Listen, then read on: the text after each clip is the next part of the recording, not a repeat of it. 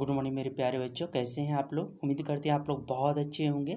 आज की हमारा सेशन जो है democratic politics 9th class NCERT book start करने वाले हैं। इस डेमोक्रेटिक पॉलिटिक्स में आज हम लोग इलेक्टोरल पॉलिटिक्स के बारे में पढ़ने वाले हैं। सबसे पहले इलेक्टोरल पॉलिटिक्स पढ़ने के पहले हम लोग एक समरी देख लेते हैं, एक सारांश के रूप में देख लेते हैं कि इस चैप्टर में हम लोग क्या क्या डिस्कस करने वाले हैं। तो सबसे पहले हम इस चैप्टर में जो डिस्कस करने वाले हैं वो डिस्कशन हमारा जो होने वाला है इलेक्टोरल पॉलिटिक्स ओवरव्यू डिस्कस करने वाले हैं, ओवरऑल डिस्कस करने वाले हैं। सेकेंड जो इसमें सबसे इंपॉर्टेंट पॉइंट है वाई इलेक्शन क्यों होता है, इसके बारे में विथ एग्जाम्पल्स और कुछ एग्जाम्पल्स भी इसके साथ डिस्कस करने वाले हैं। और थर्ड सेकेंड जो चीज़ है हमारा why do we need election, हमें इलेक्शन की आवश्यकता क्यों होता है, इलेक्शन क्यों जरूरी होती है हमारे लिए, इसका डिस्कस करने वाले हैं। थर्ड जो पॉइंट डिस्कस करने वाले हैं what make the election democratic, कैसे इलेक्शन से जो है डेमोक्रेटिक जो इलेक्शन होते हैं वो हमारे लिए इम्पोर्टेंट है और क्या है इसके बारे में समझने वाले हैं। It is a good to have the political competition, जो पॉलिटिकल कंपटीशन होते हैं, जो अलग अलग पार्टी में जो इलेक्शन कंडक्ट होते हैं उसके बीच में जो कंपटीशन होता है, तो क्या ये डेमोक्रेटिक के लिए गुड है, इसके बारे में भी चर्चा करने वाले हैं। 4th नंबर हमारा सेक्शन था। 5th नंबर जो हम डिस्कस करने वाले हैं what is our the system of the election, हमारे यहाँ जो इलेक्शन का जो सिस्टम है वो क्या है, और इसी के अंतर्गत हम कई सारे पॉइंट डिस्कस करने वाले हैं। इलेक्टोरल कॉन्स्टिट्यूंसी के बारे में डिस्कस करने वाले हैं। नॉमिनेशन ऑफ द कैंडिडेट के बारे में डिस्कस करने वाले हैं। इलेक्शन कैंपेनिंग के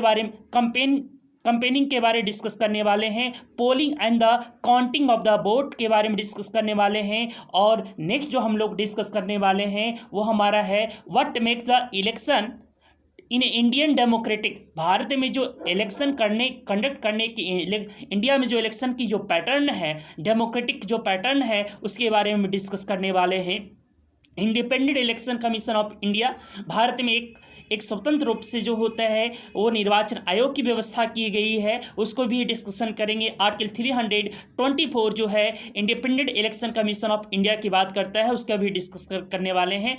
उसके बाद पॉपुलर पार्टिसिपेशन, बहुत सारे इंडिया में जो है पॉपुलर पार्टिसिपेशन हुआ है इन इलेक्शन के ड्यूरेशन में, पॉलिटिकल पार्टी के ड्यूरेशन में, या कहें कि इलेक्शन के कारण जो होता है बहुत बड़ा ड्रास्टिक चेंजिंग आया है, वो सभी पैटर्न के बारे में हम पढ़ने वाले हैं। और नेक्स्ट जो पढ़ने वाले acceptance of the election outcome, जो भी हमें इलेक्शन से आउटकम होता है वो डेमोक्रेसी का सबसे बड़ा ब्यूटी यही होता है कि आपको इसको क्या करना पड़ेगा, एक्सेप्ट करने पड़ेगा। Democracy is a both acceptance and the tolerance, जो डेमोक्रेसी होता है उसमें आपको जो है स्वीकार भी करना पड़ेगा और जो है आपको आलोचना क्रिटिसिज्म भी झेलना पड़ेगा। डेमोक्रेसी की सबसे बड़ा ब्यूटी है कि जो भी आउटकम आएगा रिजल्ट के रूप में आप उसको एक्सेप्टेंस करेंगे। और उसके बाद चैलेंजिंग यानी challenges to the free and fair election, India में जो free and fair election conduct करवाने की जो चुनौती है, जो चैलेंजिंग है, उसके बारे में भी डिस्कस करने वाले हैं। और लास्ट हम जो है इसके इम्पॉर्टेंट जो है समरी के रूप में जो है फैक्ट्स पे डिस्कस करने वाले हैं। तो जल्दी से चलते हैं, हम लोग स्टार्ट करते हैं। सबसे पहले हम लोग डेमोक्रेसी, वी नो कि हम लोग डेमोक्रेसी में रहते हैं। Our country is a democratic country, world के आज maximum country democratic form of government में है, जिसमें डेमोक्रेसी को अडॉप्ट किया गया है। डेमोक्रेसी फॉर्म ऑफ गवर्नमेंट है। डेमोक्रेसी इज अ 2 टर्म से मिलकर के बना हुआ है। डेमो का मतलब पीपल्स और क्रेसी का मतलब रूल, इसका मतलब जनता का रूल, जनता का शासन, जनता के द्वारा शासन और जनता के चुने हुए प्रतिनिधि का द्वारा जो शासन किए जाते हैं। आज की डेट में सटीक डेफिनेशन किसका है, डेमोक्रेसी का। तो मिस डेमोक्रेसी ये फॉर्म ऑफ गवर्नमेंट है जिसके द्वारा हम अपनी गवर्नमेंट का चुनाव करते हैं और इस सिलेक्शन के माध्यम से हम चुनने का प्रयास करते हैं। तो सबसे पहले हमने देखा डेमोक्रेसी। अब डेमोक्रेसी जो 2 टाइप्स, डेमोक्रेसी के भी 2 प्रकार के होते हैं। एक को हम लोग क्या कहते हैं, इनडायरेक्ट डेमोक्रेसी, जिसको हम लोग रिप्रेजेंटेटिव डेमोक्रेसी की बात करते हैं। मुख्य रूप से जो ये हमारा चैप्टर है वो हमारा रिप्रेजेंटेटिव डेमोक्रेसी की बात करता है। बी आर नो, हम लोग जानते हैं कि इंडिया एक इंडिपेंडेंट इंडिपेंडेंट कंट्री है, भारत एक स्वतंत्र देश है जिसका अपना संविधान है, अपना एक डेमोक्रेटिक फॉर्म ऑफ गवर्नमेंट होना चाहिए, अपना एक डेमोक्रेटिक फॉर्म ऑफ गवर्नमेंट है, और जिसको डिसीजन लेने का अधिकार, जिसको राइट टू वोट आम पब्लिक को दिया गया है, जिसको अडल्ट फ्रेंचाइज कहते हैं, बेस्ट मताधिकार कहते हैं। जो भी भारत का नागरिक जिसका 18 या 18 प्लस एबव, जिसकी एक तरह से ओल्ड एज के हैं, मतलब एज के हैं, जिसकी आयु हो चुका है, उनको बेस्ट मताधिकार दिए गए हैं, अडल्ट फ्रेंचाइज प्रोवाइड करवाए गए हैं। उस वोट के माध्यम से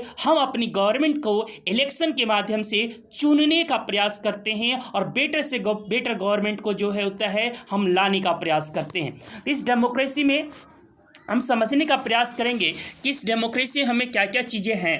देखिए कि democracy in the neither possible not the for the govern of the direct, बिना लोगों की भागीदारी का गवर्नमेंट पॉसिबल भी नहीं है और उसके बिना गवर्नमेंट का निर्माण भी नहीं किया जा सकता है। Most of the common form of government, पूरे वर्ल्ड में जो है कॉमन फॉर्म है वो डेमोक्रेसी है, और democracy is a very useful government, very best form of the government, way of the life. आज के डेट में कहें कि यही हमारा क्या है, वे ऑफ लाइफ है।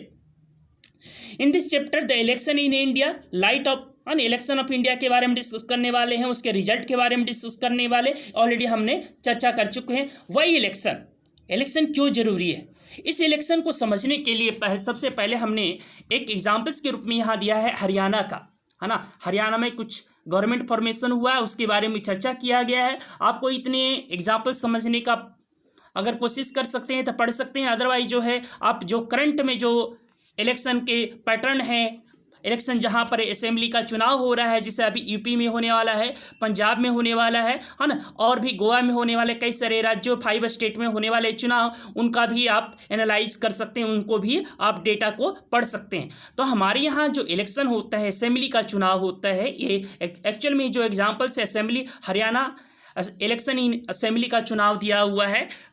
उसके बाद कौन जीता, है ना, हरियाणा असेंबली में कितनी सीटें हैं, 96 सीटें जो है, और जो मेजॉरिटी पार्टी वहाँ बॉर्न होकर के आएगा वही क्या करेगा, फॉर्मेशन ऑफ गवर्नमेंट करेगा। इसके बारे में दिया हुआ वहाँ कौन कौन से एमएलए, जो हमारे लेजिस्लेटिव असेंबली में जो मेंबर जीत करके आते हैं उनको क्या कहते हैं, मेंबर ऑफ लेजिस्लेटिव असेंबली कहते हैं, एमएलए के नाम से जानते हैं। अगर सिंपल टर्म में कहा जाए तो यही हमारा क्या होते हैं, विधायक कहलाते हैं। अब देखो, जो भी पार्टी वहाँ पर चुनाव जीत करके आएगा, चाहे हरियाणा हो या किसी और स्टेट का एग्जाम्पल्स ले सकते हैं, है ना, तो वहाँ पर जो भी पार्टी मेजॉरिटी में आएगा वो एक फॉर्मेशन ऑफ गवर्नमेंट करेगा। और फॉर्मेशन यानी कि वो क्या करेगा, मेजॉरिटी पार्टी क्या करेगा, वहाँ की जो भी गवर्नर होंगे, राज्यपाल होते हैं, जो हेड का जो होते हैं, एक तरह से स्टेट का हेड होते हैं, उनके पास हो जाएंगे, मेजॉरिटी दिखाएंगे, फॉर्मेशन ऑफ गवर्नमेंट होगा, राज्यपाल उनको मुख्यमंत्री को शपथ दिलाएंगे। और तो मुख्यमंत्री कौन होता है, मुख्यमंत्री जो भी पार्टी जीत करके आता है अपने में से एक लीडर का चुनाव करता है, नेता चुनता है, उस नेता को, है ना, वहाँ के लिए क्या होता है, चीफ मिनिस्टर कहलाता है, वो मुख्यमंत्री कहलाता है। यानी हेड ऑफ काउंसिल मिनिस्टर होता है, वो जो मिनिस्टर होता है, एक तरह से मिनिस्टर जो होते हैं, चीफ मिनिस्टर होते हैं, अपने कामों को बंटवारा करने के लिए, डिवीजन करने के लिए एक काउंसिल ऑफ मिनिस्टर का निर्माण करता है, मंत्रिपरिषद का निर्माण करते हैं, उसमें कई सारे मिनिस्टर बनाए जाते हैं। तो ये हमारे एग्जाम्पल्स था, है ना। इस एग्जाम्पल से हमें क्या क्या मिलता है उसके बारे में। Why do need the election क्यों जरूरी है, तो हमारे यहाँ इलेक्शन किसका किसका हो सकता है। देखिए यहाँ पर दिया हुआ है ना, नेशनल असेंबली का चुनाव हो सकता है। नेशनल असेंबली का मतलब हमारा नेशनल असेंबली कौन सा है, ना, लोकसभा का चुनाव हो सकता है, लोकसभा हो गया, असेंबली स्टेट असेंबली का चुनाव हो गया, पंचायत हो गया, म्यूनिसिपल कॉर्पोरेशन हो गया। ये सभी के जो होते हैं हम डायरेक्ट वोट डालते हैं, इसके मेंबर को डायरेक्ट इलेक्ट करते हैं। हमारे यहाँ इलेक्शन का 2 पैटर्न है, एक को हम लोग डायरेक्ट इलेक्शन, दूसरे को इनडायरेक्ट कहते हैं। डायरेक्ट का मतलब क्या हुआ, जिसमें पब्लिक डायरेक्ट वोट पार्टिसिपेट कर करके अपने रिप्रेजेंटेटिव को चुनने का प्रयास करते हैं, तो ऐसे इलेक्शन को क्या कहते हैं, डायरेक्ट इलेक्शन। लोकसभा का चुनाव, स्टेट असेंबली का चुनाव, पंचायत लोकल गवर्नमेंट का चुनाव, जिसमें panchayat including the municipal government, इसके मेंबर को जो होते हैं पब्लिक डायरेक्ट वोट कास्ट करके जो होते हैं इनके मेंबर को चुनाव के माध्यम से चुनने का प्रयास करते हैं। कुछ हमारे यहाँ चुनाव होते हैं, जैसे प्रेसिडेंट का चुनाव है, वाइस प्रेसिडेंट का चुनाव है ना, राज्यसभा का चुनाव होता है, स्टेट लेजिस्लेटिव काउंसिल का चुनाव होता है। उसके मेंबर को इनडायरेक्ट माध्यम से चुनने का प्रयास करते हैं, यानी कि डायरेक्ट पब्लिक नहीं बल्कि दूसरे मैकेनिज्म के द्वारा चुनने का प्रयास इलेक्ट होते हैं, तो वो हम मैकेनिज्म बताएंगे कि किसका इलेक्शन किस मेथड के द्वारा होता है। प्रेजेंटली हमारा फोकस जो होता है आज इलेक्शन के बारे में है, जो इलेक्शन हमें डायरेक्ट इलेक्शन में हम कंटेस्ट में भाग लेते हैं, जिसमें वोट में हम डायरेक्ट भाग लेते हैं। Why do we need election, election क्यों जरूरी है? तब मैंने कहा कि डेमोक्रेटिक के लिए बहुत इंपॉर्टेंट है, और डेमोक्रेसी के इंपॉर्टेंट के साथ साथ यहाँ पर कई सारे पॉइंट दिया है जिसका डिस्कशन कर सकते हैं। They can choose who will make the law for them, हम सभी के लिए कानून कौन बनाएगा, उसका कानून का निर्माण फॉर्मेशन कौन करेगा? तो जो हमारा लेजिस्लेचर है, लेजिस्लेचर जिसको हम वोट दे करके चुनते हैं, वो हमारा लेजिस्लेटिव मेंबर कहलाता है। यानी लोकसभा का लेजिस्लेचर मेंबर हो सकता है, राज्यसभा का भी हो सकता है, राज्यसभा में इनडायरेक्ट होते हैं, है ना, स्टेट असेंबली के हो सकते हैं। उनको ही क्या है, राइट है उनके पास क्या बनाने का, लॉ फॉर्मेशन करने का। They can choose who will form the government, है ना, वही क्या करते हैं, गवर्नमेंट का फॉर्मेशन करते हैं। And take the major decision, और बिहाफ ऑफ ऑल, हम सभी के बिहाफ पर वो क्या करते हैं, डिसीजन लेने का काम करते हैं, एग्जीक्यूटिव यानी कानून को एग्जीक्यूटिव करने का भी काम करते हैं। They can choose the party who policy will guide and the government and the law making, है ना। They can choose and the party choose the policy guide the government and the law making के लिए क्या करते हैं, assist करते हैं, सहायता करते हैं। But make an election democratic, है ना, इलेक्शन को डेमोक्रेटिक कैसे बनाया जा सकता है? Election can be held in a many way, कई सारे वे में हो सकते हैं। All democratic country hold the election, but most of the non democratic country also hold the some kinds of the election, वो दूसरे काइंड्स के election conduct करते हैं। हाउ डू बी डिस्टिंग्विश, दोनों में डिफरेंस क्या? Democratic election form any other election, है ना। मेन रूप से हम लोग डेमोक्रेटिक इलेक्शन के बारे में बात कर रहे हैं, डेमोक्रेसी जो इलेक्शन है, तो इसमें कुछ पॉइंट है जिसको हम एक बार डिस्कस करने का प्रयास करते हैं। First, everyone should be able to choose, this means that everyone should have one vote and every vote should be have equal, प्रत्येक वोट को क्या है, बराबर अंक दिए गए हैं, बराबर वैल्यू है, सभी को एक वोट डालने का अधिकार है। There is no discrimination on the basis of any ground, किसी ग्राउंड पर कोई भेदभाव नहीं है, किसी प्रकार का कोई किसी को ज़्यादा वैल्यू नहीं है, बल्कि एवरीवन शुड बी इक्वल, प्रत्येक को कोई क्या है, बराबर है, राइट टू वोट सबको प्राप्त है। जो भी सिटीजन होंगे जिनकी एज एक पार्टिकुलर एज होते हैं इंडिया में, जो 18 प्लस एज के जो भी मेंबर होते हैं उनको राइट टू वोट प्राप्त है, और उनको जो है अपनी गवर्नमेंट को आने इलेक्शन में भाग लेकर के पार्टिसिपेट करके अपने इलेक्शन के माध्यम से अपने कैंडिडेट को चुनने का हक दिया गया है। Second, there should be something to choose for the party and candidate should be free, contest election should be offer some real choice to the voter। देखो, there should be something to choose for, है ना, आपके पास choice है party and candidate को choose करने के लिए। Would be free to election contest, जो इलेक्शन में कंटेस्ट पार्टिसिपेट कर रहे हैं, आप अपने कंटेस्ट के माध्यम से इलेक्शन में पार्टिसिपेट कीजिए, अपना कैंडिडेट चुनिए, अपनी पार्टी चॉइस कीजिए, आपको जो सूटेबल लगता है उसके आधार पर अपनी वोट को कास्टिंग कीजिए। The third, the choice should be offered a regular interval, है ना, ऐसा नहीं है कि ये टाइम आपको इंटरवल मतलब अनलिमिटेड टाइम के लिए दिए गए हैं। हमारे यहाँ जो इलेक्शन का पैटर्न है उसमें एवरी 5 ईयर, प्रत्येक 5 साल के बाद, अगर Lok Sabha, state assembly, local government की बात करें, एवरी 5 ईयर के बाद जो होते हैं इलेक्शन कंटेस्ट करवाया जाता है। और जो कॉमन इलेक्शन कंडक्ट किया जाते हैं एवरी 5 ईयर के बाद जो इलेक्शन कंडक्ट किए जाते हैं उसे क्या कहते हैं, जनरल इलेक्शन कहते हैं, आम चुनाव कहते हैं। आम चुनाव में जो होता है अपनी पब्लिक जो होते हैं वोट के माध्यम से अपनी कैंडिडेट, अपनी पार्टी, अपनी उम्मीदवार और डेमोक्रेटिक की जो फेस्टिवल से त्यौहार है उसमें भाग लेने का हक मिल दिया गया है। For the candidate preferred the people should be get elected, और जिसको आप प्रीफर करेंगे, जिसको मैक्सिमम वोट प्राप्त होगा वो क्या होगा, कैंडिडेट चुनाव जीतेगा। Fifth, the candidate should be the conducted in the free and fair manner. देखो, election should be conducted, election ऐसा होना चाहिए, फ्री होना चाहिए, फेयर होना चाहिए, मतलब फ्री, स्वतंत्र और निष्पक्ष चुनाव होने का मैनर होना चाहिए। People can choose the real wish, और उनकी लोगों की जो भी चॉइस है अपनी चॉइस के माध्यम से जो होते हैं अपनी चॉइस के माध्यम से अपनी पसंद कैंडिडेट, अपनी पार्टी और अपनी गवर्नमेंट का फॉर्मेशन करने का हक दिया गया है। It is good have the political competition. क्या पॉलिटिकल कंपटीशन एक अच्छा है? बिल्कुल अच्छा है। देखो कि पूरे इंडिया को अगर कहा जाए प्रेजेंट टाइम में लोकसभा का 545 सीटों में डिवाइड कर दिया गया है। इसी तरह जो स्टेट असेंबली का जो चुनाव होता है उसके अंतर्गत भी जो राज्य होते हैं जिसकी बाउंड्री जहाँ तक है उस लैंड को कई सारे पार्ट में डिवाइड कर दिए जाते हैं, पॉलिटिकल एक तरह से डिवीजन किए जाते हैं। उसको क्या बोलते हैं? कॉन्स्टिट्यूंसी बोलते हैं, कॉन्स्टिट्यूंसी बोलते हैं। और वो कई सारे भाग में डिवाइड होते हैं। जैसे फॉर एग्जांपल्स, हमें एग्जांपल्स के रूप में अभी प्रेजेंटली हम यूपी को लेते हैं।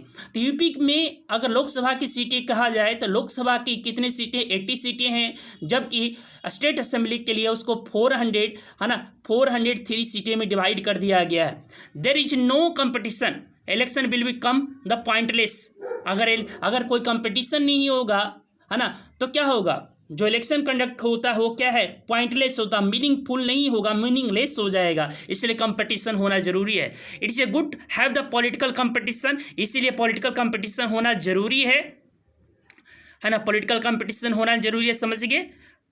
उसके बाद एक कुछ examples read and the cartoon. कुछ कार्टून है मेरे पास, योजनाएं हैं, घोषणाएं हैं, वादे हैं, मेरे पास वोट है ना। जनता से जो है वोट का प्रॉमिस किया जाता है, वोट दीजिएगा, है ना। तो बहुत सारे प्रॉमिस किए जाते हैं। कोई कहते हैं फ्री में इलेक्ट्रिसिटी दे देंगे, कोई कहते हैं कि हम किसानों को कल्याण करेंगे, है ना, रोड बना देंगे। कई सारे प्रॉमिस किए जाते हैं। जनता के पास क्या है? जनता के पास वोट है। और बहुत सारे लोगों के पास क्या होते हैं? एक तरह से उनके पास प्रॉमिस होते हैं पॉलिटिकल पार्टी के जो कैंडिडेट होते हैं, और जो भी कैंडिडेट जो होते हैं चुनाव में भाग लेते हैं उनके पास। What is our the system of the election. हमारे यहाँ इलेक्शन का सिस्टम क्या है? तो देखो पूरे इंडिया को जो है, मैंने कहा कई सारे इलेक्टोरल जो कॉन्स्टिट्यूंसी है उसमें डिवाइड कर दिया गया है। इस इलेक्टोरल कॉन्स्टिट्यूंसी की बात करते हैं, जैसे हरियाणा की बात करते हैं तो हरियाणा में 90 MLA का सीट था। ऊपर हमने एग्जाम्पल्स के रूप में देख लिए थे। इन द लोकसभा प्रजेंट सीटें 545 है, लेकिन इंडिया प्रजेंट टाइम में जो है 543 पर जो होता है डायरेक्ट इलेक्शन कंटेस्ट होता है, जिसमें डायरेक्ट पब्लिक भाग लेता है। 543 पर डायरेक्ट होता है, 545 टोटल सीटें हैं प्रजेंट टाइम में। 2 सीटें जो होते हैं एंग्लो इंडिया के लिए रिजर्व सीटें हैं। तो कई सारे यहाँ पर कुछ एग्जाम्पल्स और भी है किनके पास। हरियाणा का एग्जाम्पल्स है, एक और एग्जाम्पल्स है गुलबर्गा लोकसभा कंस्टिट्यूंसी की एग्जाम्पल्स है। दूसरा Gulbarga district of the Karnataka के एग्जाम्पल्स। एक जो हमारा लेजिस्लेटिव असेंबली का एग्जाम्पल्स है, दूसरा जो हमारा एक तरह से कहें कि लोकसभा का है। तो ये अलग अलग एग्जाम्पल्स के माध्यम से इसको समझाने का प्रयास किया गया है। रिजर्व कॉन्स्टिट्यूंसी का मतलब क्या होता है? कुछ सीटें जो होते हैं रिजर्व कर दी जाते हैं, जिसमें आपने देखा होगा क्या ना, लोकसभा की कुछ सीटें, लोकसभा के कुछ सीटें, लेजिस्लेटिव असेंबली के कुछ सीटें जो होते हैं शेड्यूल कास्ट, शेड्यूल ट्राइबल के लिए जो होते हैं रिजर्व सीटें होते हैं। इनको on the basis of reservation की बात करें तो लोकसभा का 84 सीटें are reserve for the schedule caste and 47 सीटें are reserve for the tribals peoples, है ना। इनके लिए रिजर्व कर दिए गए हैं लोकसभा की सीटें। राज्यसभा में कोई रिजर्वेशन नहीं है, राज्यसभा के लिए, है ना, कोई रिजर्वेशन नहीं, लेकिन जो असेंबली होता है उन पे सीटें रिजर्व है।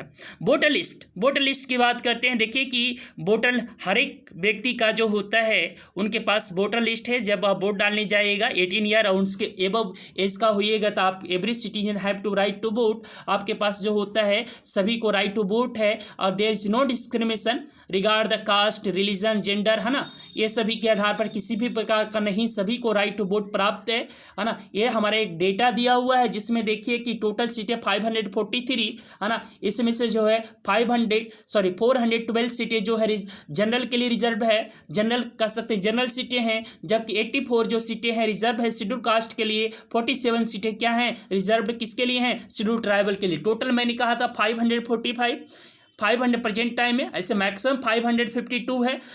545 में दो तरह की सीटें हैं। एक जो होते हैं 543 जिस पर डायरेक्ट इलेक्शन कंडक्ट करवाए जाते हैं, जिसमें जो है 412 सीटें जो है जनरल के लिए है और 84 सीटें जो है शेड्यूल कास्ट के लिए रिजर्व है। 47 जो है एक तरह से कह सकते हैं ये हमारा शेड्यूल ट्राइबल के लिए रिजर्व है। जबकि 2 सीटें जो होते हैं एंग्लो इंडियन के लिए रिजर्व कर दिया गया है। एंग्लो इंडियन वो इंडियन होते हैं जिनका ओरिजिन यूरोपियन कंट्री से हुआ हो, लेकिन प्रेजेंट टाइम में भारतीय सिटीजन प्राप्त हो, उनकी जनरेशन उनकी जो है एक तरह से वंशावली है ना, हेरिडेटरी जो होता है यूरोप से आते हैं, लेकिन वो भारतीय सिटीजन है। अब यहाँ पर कुछ स्टेट है जहाँ पर जी उसकी एक तरह से डेटा दिया हुआ है ना, इसको आप रिमाइंड कर सकते हैं, रिकॉल कर सकते हैं। आंध्र प्रदेश में 25 है, अरुणाचल प्रदेश में 2, असम में 14 है। ये लोकसभा की सीटी का एक तरह से डेटा है, जिसमें बिहार का 40 है ना। सबसे ज़्यादा देखिएगा 80 सीटें जो है आपका उत्तर प्रदेश में है। उसके बाद वेस्ट बंगाल में 42 सीटें हैं है ना, 42 सीटें हैं। उसके बाद आपको बिहार में 40 सीटें हैं। इसके अलावा आपको देखिए सबसे ज़्यादा आपको 39 तमिलनाडु में 39 है ना, और महाराष्ट्र में 48 है। ये आप देख सकते हैं। कुछ यूनियन टेरेटरी है जहाँ पर एक सीट हैं, जैसे आप देख सकते हैं अंडमान एंड निकोबार आइसलैंड जहाँ पर 1 सीटें हैं। चंडीगढ़ है ना 1 सीटें हैं। दादर एंड नागर हवेली 1 सीटें हैं। दमन एंड दीप 1 सीटें हैं। दिल्ली 7 सीटें हैं। जम्मू एंड कश्मीर 5 सीटें हैं। लद्दाख 1 सीटें हैं। लक्षद्वीप 1 सीटें हैं। पुडुचेरी 1 सीटें हैं। तो ये हमने डेटा देख लिया। अब इसमें हमारा कुछ इंपॉर्टेंट पॉइंट है, nomination of the candidate. Nomination जब चुनाव होता है तो जो कैंडिडेट उम्मीदवार बनते हैं उनको जो होता है नॉमिनेशन करवाना पड़ता है, नामांकन करवाना पड़ता है, और उस नामांकन के बाद ही आप कैंडिडेट होंगे। इलेक्शन कमीशन के द्वारा जो होती है आपको सिंबल दिए जाएंगे जिस पर आप चुनाव लड़िएगा है ना। Be note democratic election people should have real choice, उसके पास रियल चॉइस होते हैं है ना, ताकि उनको आपको चूज। तो क्या क्या जरूरी है इसमें देख लीजिएगा। Serious criminal cases pending against the candidate है ना, तो ये आप नहीं लग सकते हैं, आपको सब कुछ देना पड़ेगा। अगर सीरियस कैंडिडेट हैं, आज हाफिडेविट फिलअप करना पड़ता है आपकी अपनी प्रॉपर्टी के बारे में, अपने क्रिमिनल केसेस के बारे में आपको बताना पड़ेगा। Detail of the assets of the liability, जो भी आपके पास प्रॉपर्टी एसेट्स हैं, लायबिलिटीज हैं, candidate his her the family को हाफिडेविट देना पड़ता है। Educational qualification of the candidate वो भी बताना पड़ता है। This information has made the public, और वो पब्लिकली पब्लिश किए जाते हैं। This provide the opportunity to the voter make their decision on the basis of the information by the candidate है ना। जो भी उन्होंने डाटा दिया है इलेक्शन नॉमिनेशन के टाइम में, उसके बेसिस पे कैंडिडेट को जो होते हैं चूज करने का राइट जो है पब्लिक के पास है कि अपने कैंडिडेट को कितना बेटर तरीके से वो चूज कर सकते हैं। अच्छा, इसमें education qualification for the candidate, देखो ऐसा कोई एजुकेशन क्वालिफिकेशन नहीं है। 10th पास होना चाहिए, 12th पास होना चाहिए। No needs of the education है ना, no needs of the education. इसमें एजुकेशन कोई कंप्लीट कोई क्वालिफिकेशन नहीं है कि कैंडिडेट ऐसा होना चाहिए। फॉर्म दिया गया है ना, डिटेल क्या क्या भरना होता है वो इसमें शो करना है।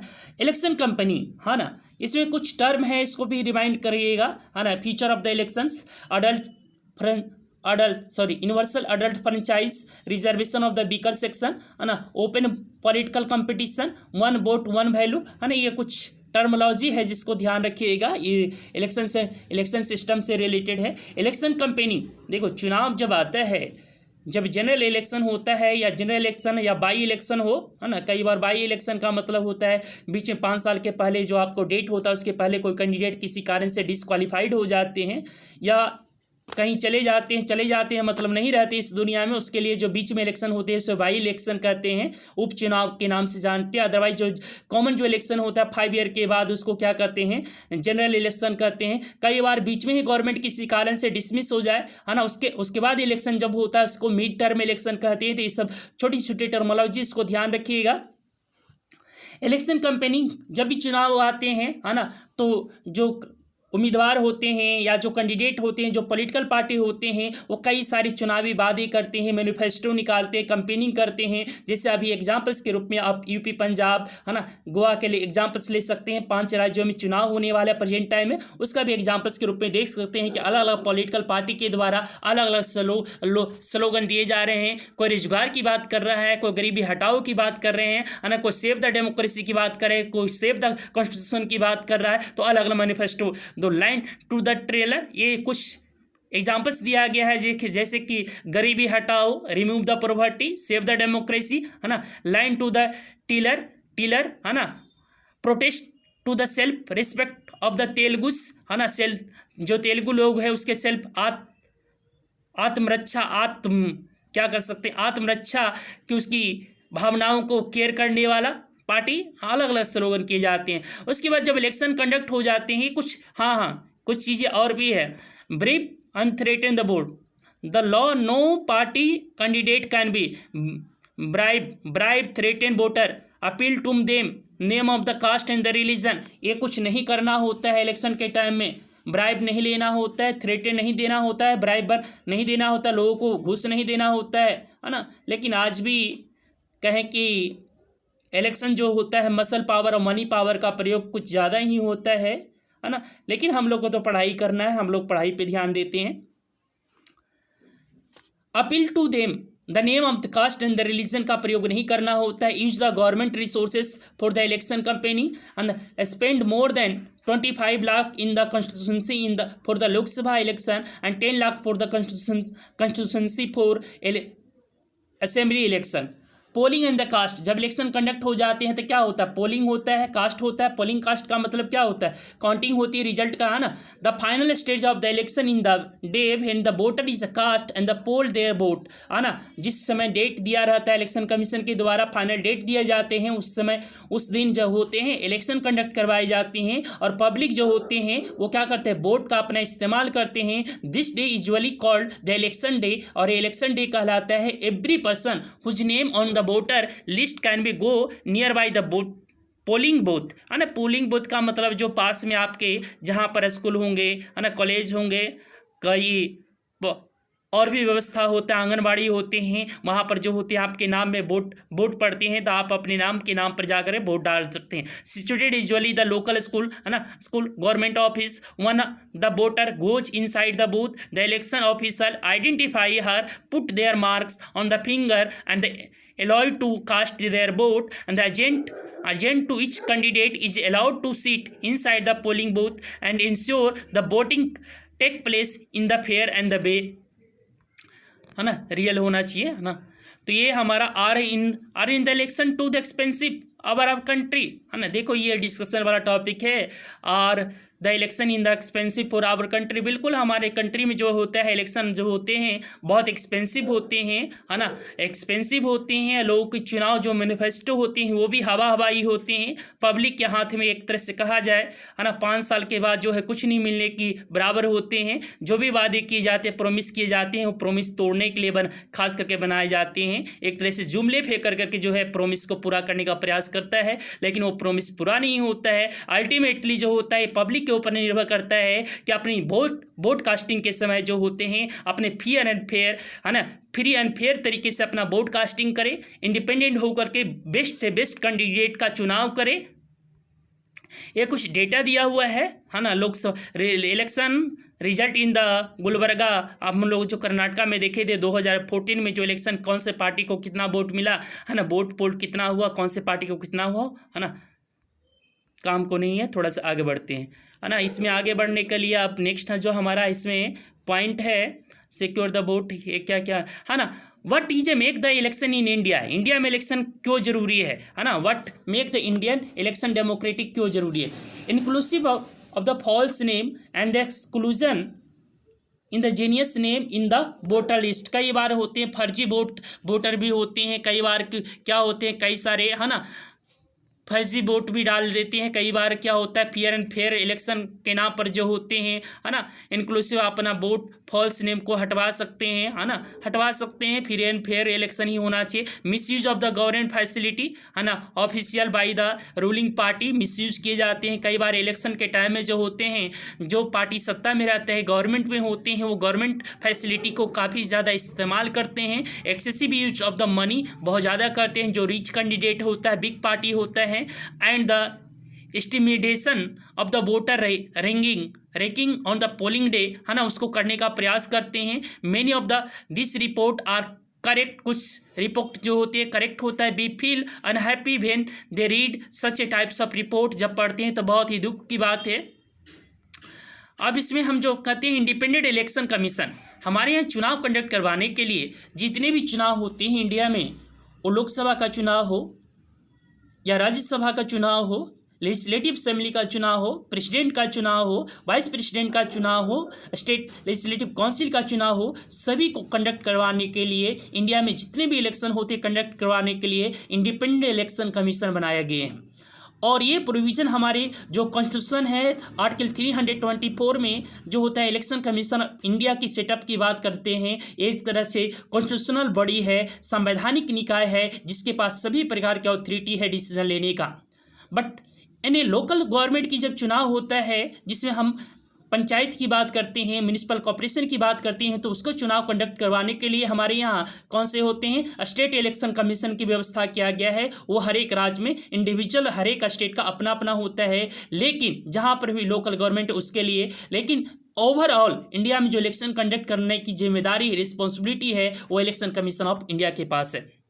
One simple way the checking whether election are free, है ना, फ्री एंड फेयर होना चाहिए, नॉट टू लुक, है ना, हु कंडक्ट द इलेक्शन, कौन कंडक्ट करवाता है उसके लिए नहीं, इंडिपेंडेंट ऑफ द गवर्नमेंट, है ना, इसमें जो गवर्नमेंट का भी नहीं चलता है। और इसके लिए क्या किया गया है, इलेक्शन कमीशन की व्यवस्था किया गया है, independent and very powerful election commission, it enjoy some kinds of independency that is judicially enjoy the chief, है ना, चीफ इलेक्शन कमीशन, है ना, election commission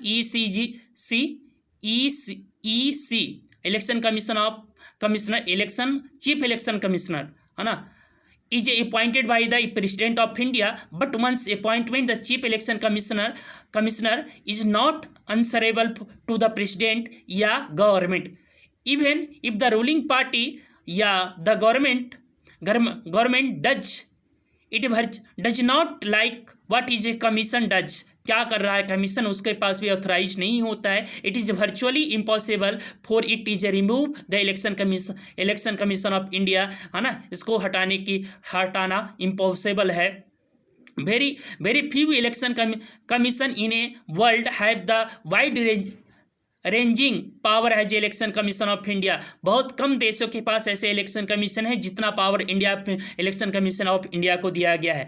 election commission take decision on, क्या क्या डिसीजन ले सकता है election commission, take the decision on the every aspect of the conduct and control of the election from the announcement of the election to the declaration of the result. देखो election commission of India क्या करता है, conduct कब होगा, control करने का काम करता है, इलेक्शन को कंट्रोल करने का काम करता है, अनाउंसमेंट ऑफ डेट करने का, अनाउंसमेंट ऑफ डेट कितने फेजेस में होंगे एक करने का काम करता है, डिक्लेरेशन ऑफ रिजल्ट करने का काम करता है, ये सभी election commission. It is implementation the code of conduct, है ना, कोड ऑफ कंडक्ट, बहुत सारे मोरल कोड ऑफ कंडक्ट होते हैं। इलेक्शन के ड्यूरेशन में आप क्या नहीं कर सकते हैं, रिलीजन के ऊपर जैसे रिलीजन का इस्तेमाल नहीं कर सकते हैं, है ना, बहुत सारे ऐसे कोड ऑफ कंडक्ट है ना, किसी का पर्सनल चीज़ आपको उछाल नहीं सकते हैं, ये कई सारे मोरल कोड ऑफ कंडक्ट होते हैं। सरकारी संपत्ति को जो है मिसयूज नहीं कर सकते हैं, कई सारी चीज़ें। Implementation of the code of conduct, है ना, पनिशेस एनी कैंडिडेट या पार्टी डेट वायलेटेड इट, जब आप वायलेशन करेंगे, इसकी वायलेटेड करेंगे तो इसको पास पनिशमेंट देने का राइट है। During the election period the election commission can order the government to avoid the some guidance to prevent to use and misuse of the government power to hence to it chance to beat election या transfer some government officer. देखो कुछ officer जो होते हैं government के officer को without permission of election commission आप transfer भी नहीं कर सकते हैं, यानी कि ओवरऑल ड्यूरिंग द इलेक्शन जो होते हैं पावर किसका पास चला जाता है, इलेक्शन कमीशन ऑफ इंडिया के पास होता है। विदाउट एग्री जो होता है आप किसी को ट्रांसफर भी नहीं कर सकते हैं, किसी को ऑफिस का जो ऑफिसर है उसको भी ट्रांसफर नहीं किया जा सकता without concern. When election duty government officer work under the control of the election commission, जब इलेक्शन ड्यूटी होगा या इलेक्शन ड्यूटी कंडक्ट करवाए जाएंगे तो जो गवर्नमेंट ऑफिसर्स होते हैं work under the control of the election commission, not the government का कंट्रोल नहीं चल रहा है बल्कि election commission control. In the last 25 year so that election commission है begin to exercise all its power and even expand them, और इसमें बढ़ोतरी ही हुआ, एक्सपेंड ही किया गया है। It is very common now election commission to reprimand the government and the administration to their the lapses when the election offices come to the opinion the polling was not fair in the some booth। है कई बार election commission के द्वारा जो होते हैं दूसरी तरह के स्टेप लिए जाते हैं। मान लीजिए किसी कारण से फ्री एंड फेयर इलेक्शन नहीं कंडक्ट करवाए गए, है ना, तो उस पर एक्शन लेकर के जो है दोबारा से इलेक्शन करवाने का भी काम करते हैं। और कुछ को क्या कर सकते हैं, सस्पेंड कर सकते हैं, हाँ, नई तरीके से वहाँ पर चुनाव करवाए जा सकते हैं। ये all decision taken by the election commission उनके द्वारा लिए जा सकते हैं। क्लियर। अब इसमें से कुछ हमारे यहाँ कुछ important election commission issue the notification, है ना, नोटिफिकेशन इशू कर सकता है। पहले बता दीजिए election commission tightened the norm of all the poll expensive, है ना, टाइट कर दिया है जहाँ पर भी वोटिंग चल रहा है, पोलिंग चल रहा है, उस पर, है ना, लॉ एंड ऑर्डर मेंटेन करना। Election commission to visit the Gujarat, ये कुछ चीज़ें हैं जो कार्टून के रूप में हम समझाने का प्रयास करते हैं। Voter ID card not mandatory in the Bihar, तो वोटर कार्ड नहीं होगा तो दूसरे माध्यम से भी आप वोट डाल सकते हैं। बैंक अकाउंट के स्टेटमेंट के से डाल सकते हैं, बैंक अकाउंट का जो पासबुक होगा उससे डाल सकते हैं, है ना। आपके पास पैन कार्ड होगा उसके माध्यम से लिस्ट में नाम होना चाहिए, है ना। आधार कार्ड से आजकल डाल सकते हैं। तो कई सारे मेथड है जिसके माध्यम से वोट अपने कास्ट कर सकते हैं। Election commission accept the new Haryana DGP और विदाउट कंसर्न, गवर्नमेंट भी जो होता है किसी को रिक्रूटमेंट भी नहीं कर सकता है या ट्रांसफ़र भी नहीं कर सकता है ना। तो इलेक्शन कमीशन से कंसर्न करना पड़ता है। ये कुछ चीज़ें हैं।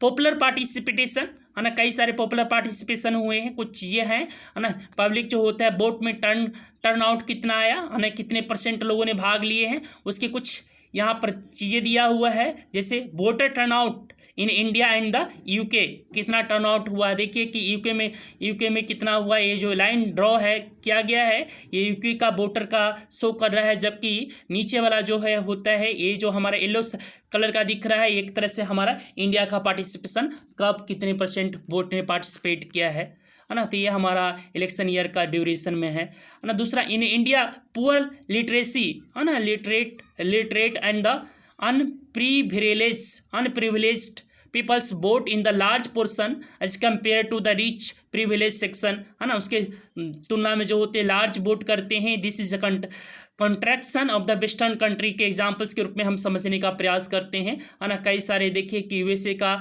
इंडिया का ग्राफ देख सकते हैं कि लगभग में इंडिया जो है लास्ट जो है 61%, है ना, वोट डाला है इस डेटा के ग्राफ के अकॉर्डिंग, जबकि यूएसए में लास्ट कितना 60% वोट का डालते हैं, जबकि इंडिया में जो एक तरह से लिटरेसी रेट बहुत कम है। साथ में साथ यहाँ पर अनप्रिविलेज्ड, है ना, पुअर कम्युनिटी की सोसाइटी है, जबकि वहाँ पर रिच कम्युनिटी की सोसाइटी होती है। तो ये कई सारे हमारे जो है चीज़ों को आप समझ सकते हैं वोट के माध्यम से समझने।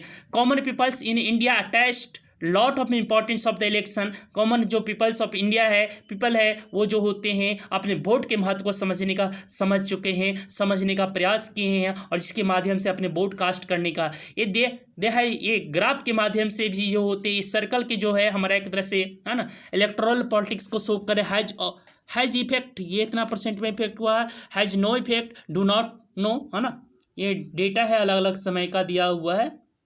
अब इसमें 4th नंबर हमारा क्या था, the interest of the voter in the election related to activity has been the increasing, है ना। हमारे जो वोटर की एक्टिविटी है वो क्या हुआ है, इंक्रीज हुआ है, डे टू डे इंक्रीज हो रहा है। एक्सेप्टेंस ऑफ द इलेक्शन, जो भी रिजल्ट आएगा आउटकम के रूप में आएगा। In the final test of the free and fairness of the election has be outcome, जो रिजल्ट आया itself the elections are not free and fair, the outcome always favorable the powerful. In the such situation the ruling party do not lose the election usually, है ना। क्यों loose करेगा, जब power money power muscle power है उसके पास, तो क्यों loose करेगा, है ना। फिर भी जो होता है जो भी आउटकम हुआ, है ना, तो उसको आपको एक्सेप्ट करना पड़ेगा, क्योंकि जनता पब्लिक जिसको चाहेगी उसी को वोट के माध्यम से आपको चुनने का प्रयास करेगी। Losing the party does not accept the outcome the rigid election. The outcome of Indian election के बारे में कहें, द रूलिंग पार्टी रूटीनिंग, है ना, routinely lose election in India both at the national and the state level पर कई सारे पार्टियां होती हैं, कई बार चुनाव हार जाते हैं। जो रूलिंग पार्टी होती हैं वो भी चुनाव हारते हैं, और अपोजिशन वाले भी चुनाव हारते हैं। तो हमारे यहाँ रूटीन बेसिस से होते हैं, पावर का एक्सरसाइज होता है, टर्नओवर होते रहता है, और ट्रांसफ़र होते रहता है, क्योंकि परमानेंट एक किसी के पास नहीं रहता है, परमानेंट किसी के पास नहीं होता। ऐसा नहीं है कि मसल पावर मनी पावर का प्रयोग कर लेंगे तो आपके पास परमानेंट जो है वोट को आप रिझाने में सक्सेसफुल हो जाएंगे, ऐसा भी नहीं हो सकता है। Clear? In USA, incumbent the sting the elected representative rarely loses the election. In India, about the half of the sitting MP and MLA lost the election. लगभग में हो जाते हैं कई बार MP and MLA जो भी सिटिंग जो contest already election जीते होते हैं वो हार जाते हैं कई बार। The candidate who are known to have the spend a lot of money buying the vote and this with the no criminal connection of in the laws of election. फिर भी हार जाते हैं, क्रिमिनल केसेस होते हैं, money power भी होती है, वोट खरीदते भी है, फिर भी चुनाव हार जाते हैं। Very few disputes election, but electoral outcome are usually accepted the people verdicts by the defeated party. ये सभी को एक्सेप्ट होना चाहिए, जो भी रिजल्ट के रूप में आया वो आउटकम के रूप में है ना एक्सेप्ट करना चाहिए। Challenging to the free and fair election, क्या क्या चैलेंजिंग है इसके बारे में चर्चा ऑलरेडी कर चुके हैं। क्या क्या फ्री एंड फेयर में चैलेंजिंग क्या क्या है ना, क्या क्या है, इसको वन बाई वन डिस्कस करते हैं। पहला जो हमारा है, candidate and the party with a lot of money and may not be sure they are the victory, but they do enjoy a big and the unfair advantage and over a smaller party and the independent.